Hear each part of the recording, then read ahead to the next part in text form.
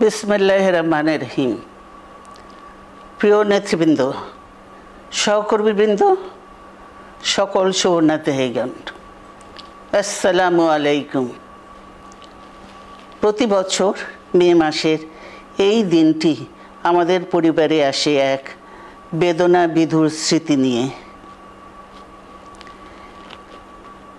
এই দিনে শুধু আমাদের পরিবার নয়, বরং সমগ্র দেশই হয়ে উঠে পড়েছিল বেদনার্ত ও অভিভাবকহীন। আমাদের প্রিয় মাতৃভূমি বাংলাদেশের জন্মের সাথে জড়িয়ে থাকা এক অবিচ্ছেদ্য নাম শহীদ প্রেসিডেন্ট জিয়াউর রহমান, যে চট্টগ্রাম থেকে স্বাধীনতার ঘোষণা করে তিনি এ দেশের সাথে তার নাম অবিচ্ছেদ্য করেছিলেন। সেই চট্টগ্রামেই এক সফল, সৎ, দূরদর্শী ও প্রকৃত দেশপ্রেমিক প্রেসিডেন্ট হিসেবে নিজের জীবন উৎসর্গ করেছেন।